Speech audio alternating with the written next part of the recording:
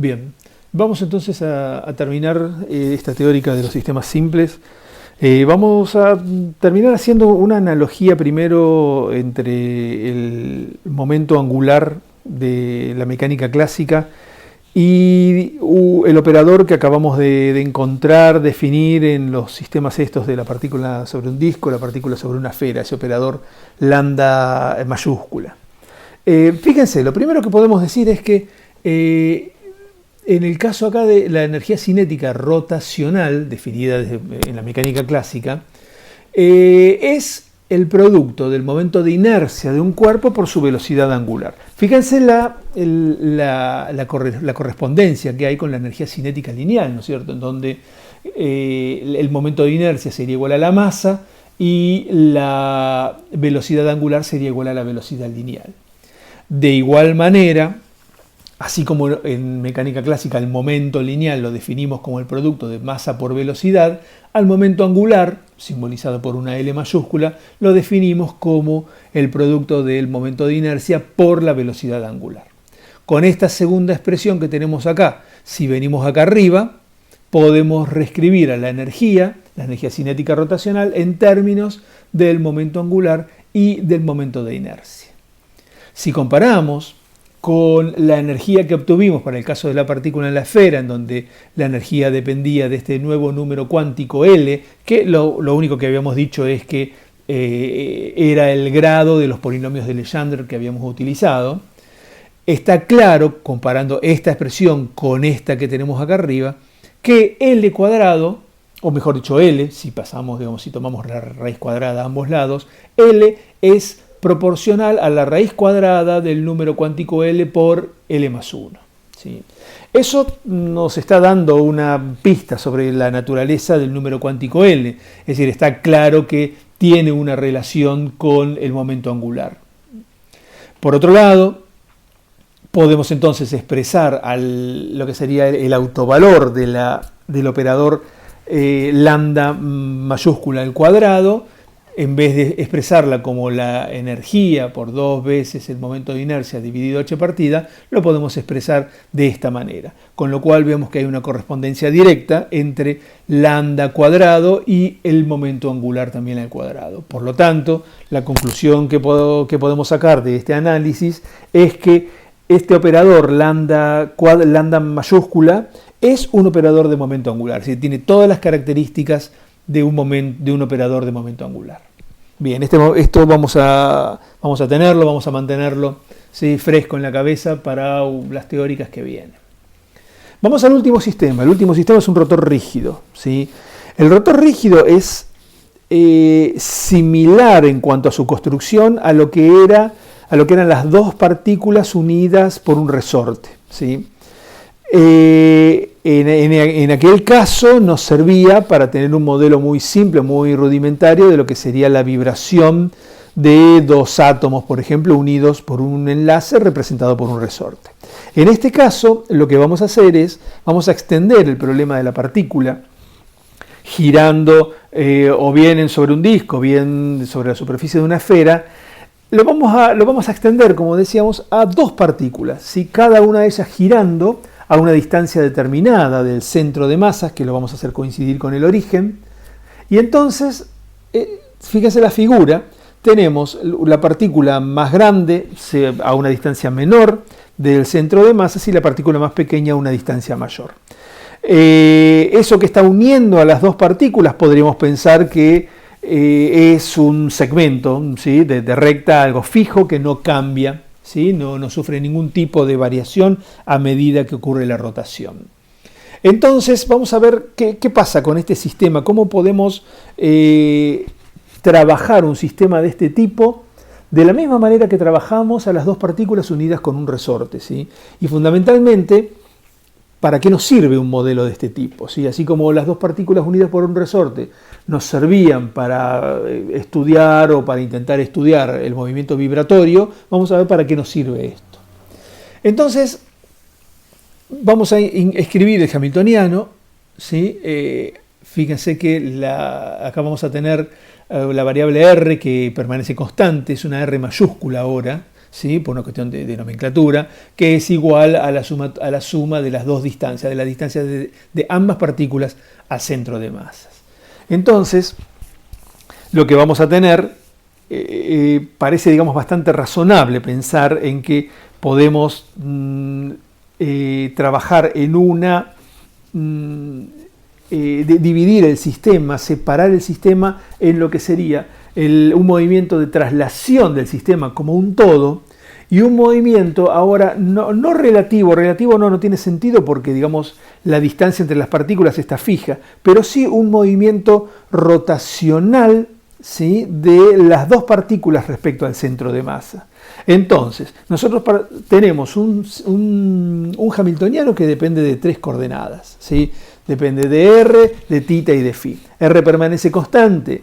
Nosotros, aprovechando un cambio de variable que vamos a hacer, digamos, del centro de masa por un lado, ¿sí?, lo que sería el movimiento de las partículas unidas por ese segmento de recta por el otro, podemos separar el sistema en un término que me describe exclusivamente energía cinética, ¿sí?, el desplazamiento del centro de masas, ¿sí? Y por el otro lado me queda este término que ya es algo que es bastante familiar para nosotros, como ser el operador lambda mayúscula al cuadrado, que es un operador del momento angular.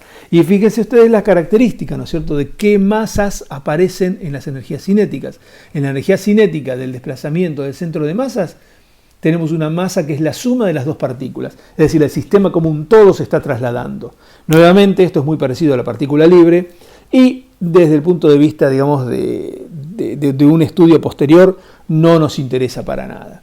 Pero el segundo término, que está relacionado con lambda al cuadrado, aparece mu, que era, recuerden ustedes, la masa efectiva o la masa reducida, ¿sí? Y ahí entonces aparece un término mu por r cuadrado, que si ustedes recuerdan, masa por r al cuadrado, en realidad esto es como que tiene una cierta relación con el momento de inercia. Esto debería ser un momento de inercia, ¿sí? Acá el r cuadrado en realidad debería ser r mayúscula al cuadrado, esto hay que corregirlo, ¿sí?, que sería la distancia entre las dos partículas. Entonces, eso significa que la energía del rotor rígido tiene que ser exactamente igual a la energía que encontramos para la partícula sobre la esfera. Es decir, h partida, en vez de L por L más 1, fíjense que usamos una notación diferente. En vez de L usamos una J mayúscula, ¿sí? Ahora enseguida después les voy a explicar por qué usamos J en lugar de L para este caso del rotor rígido. Y en lugar de estar dividiendo por dos veces el momento de inercia, dividimos por dos veces el producto de la masa efectiva por esa distancia al centro de masas al cuadrado, ¿sí? Ahora bien, ese mu por r cuadrado claramente tiene que ser un momento de inercia. Bien, entonces lo que notamos es que, como pasaba con la partícula sobre la esfera, la energía del rotor rígido está cuantizada.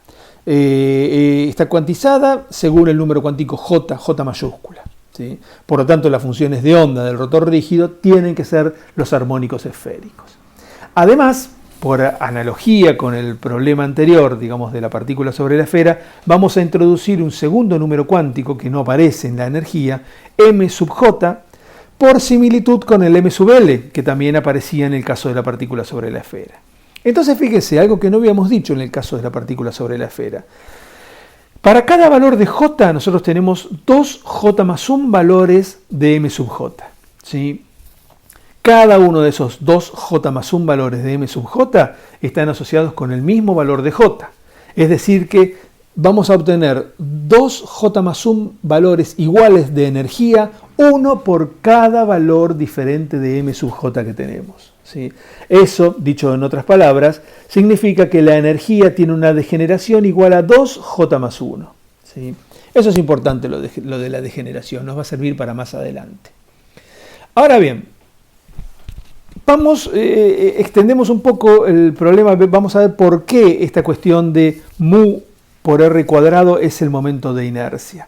Nosotros el momento de inercia, en general, momento de inercia con respecto a un eje Q, lo escribimos como la sumatoria de los productos de la masa de las partículas por las distancias de esas mismas partículas al eje sobre el cual estamos calculando el momento de inercia.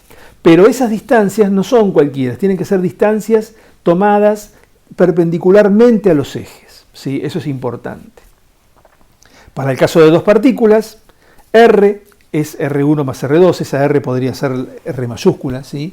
Me estoy refiriendo a esta R, debería ser R mayúscula, la suma de las dos partículas.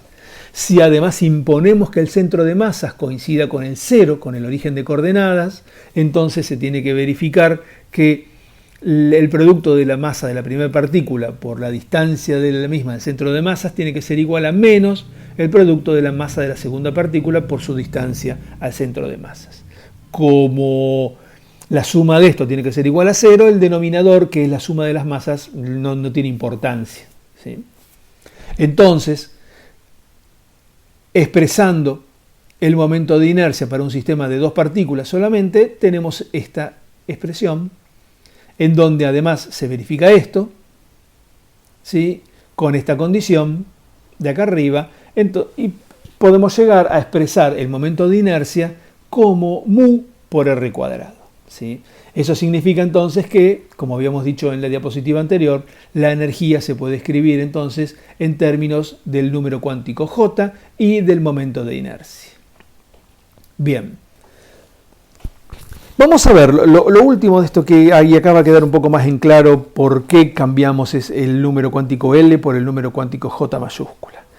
¿Qué pasa si tomamos o si calculamos la diferencia de energía entre dos niveles consecutivos en el rotor rígido? Por ejemplo, entre J y J más 1. Lo que encontramos es que esa diferencia de energía es proporcional a J más 1, ¿sí? Dos veces J más 1 y es inversamente proporcional, por supuesto, al momento de inercia. Podemos expresar, digamos, a h partida como lo que es la constante de Planck dividido 2pi. ¿Sí? El 2pi al cuadrado me queda 4pi cuadrado, que con este 2 se hace 8pi cuadrado. Bien. En realidad, a mí lo que me interesa es expresar la diferencia de energía entre esos dos niveles consecutivos, no tanto como la energía, sino me gustaría saber la frecuencia de qué radiación necesito yo como para producir una transición entre esos dos niveles consecutivos, por ejemplo, de J a J más 1. Entonces usamos la ley de Planck. La ley de Planck me permite reemplazar el delta E por H por nu, siendo nu la frecuencia de la radiación que estamos buscando.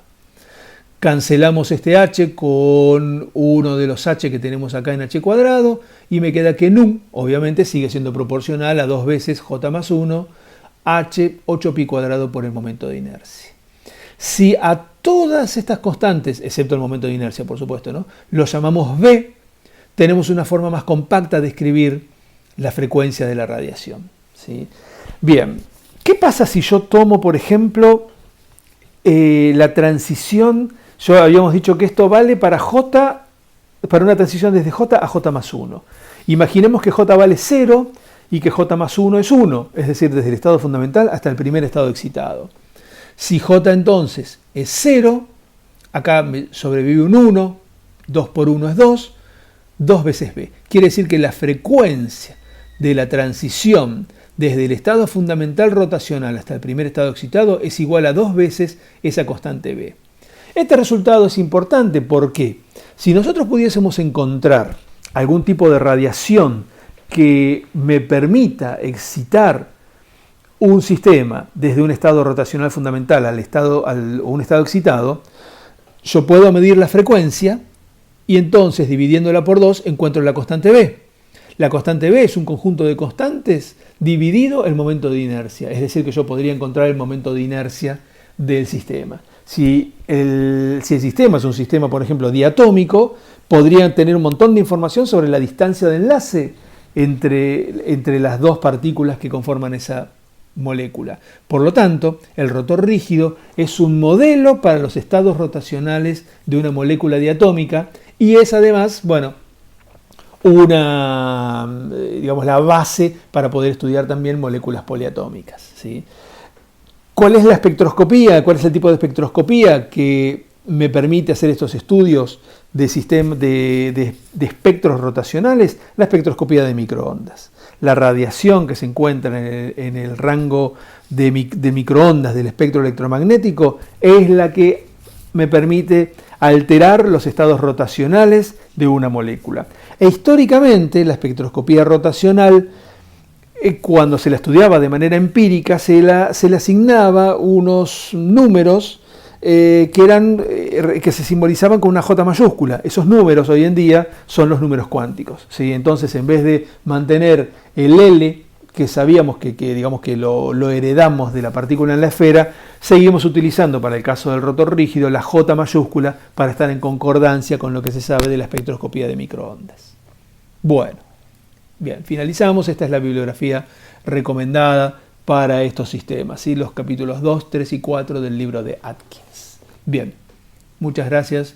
Terminamos entonces con esta teórica.